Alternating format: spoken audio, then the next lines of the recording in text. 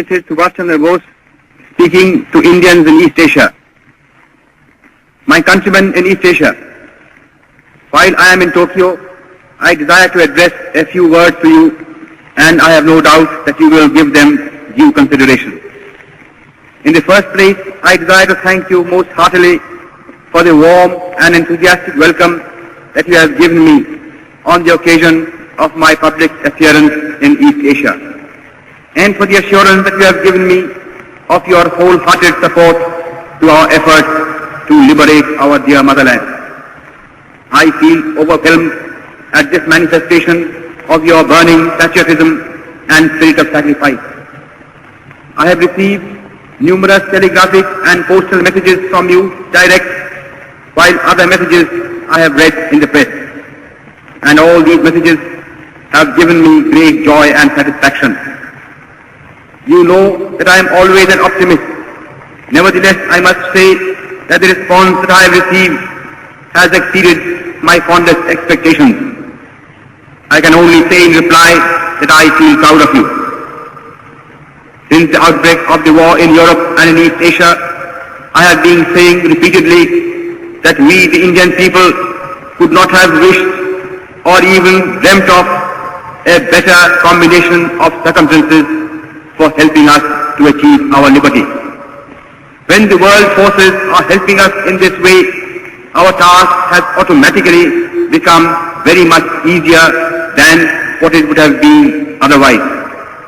This fact should further strengthen our self-confidence and optimism and hearten us considerably in the fight that lies ahead of us.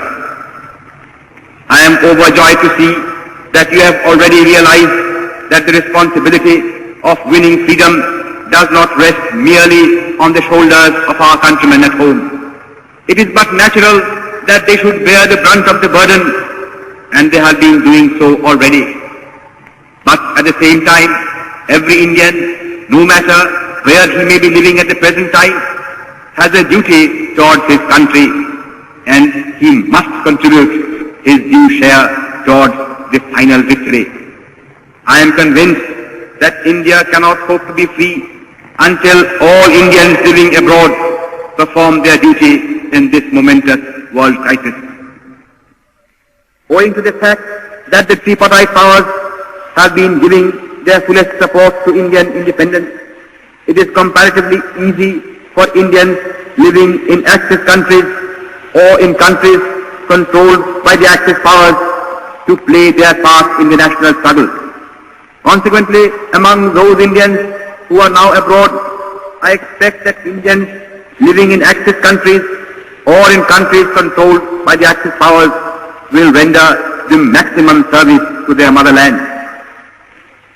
Here in East Asia, you have seen for yourselves how deep is the interest in and sympathy for Indian independence. The readiness of the Imperial Japanese government and nation to render us any assistance in our national struggle that we may need has naturally lightened our task to a considerable degree. Consequently, there can be no possible excuse why any Indian in East Asia should not pull his whole weight in the present struggle. But though the Axis powers and Japan in particular are prepared to help us at any time and have been actually doing so already, the task of liberating India is ours and ours alone. That responsibility we shall not cast on anybody else, because that would be against our national honor.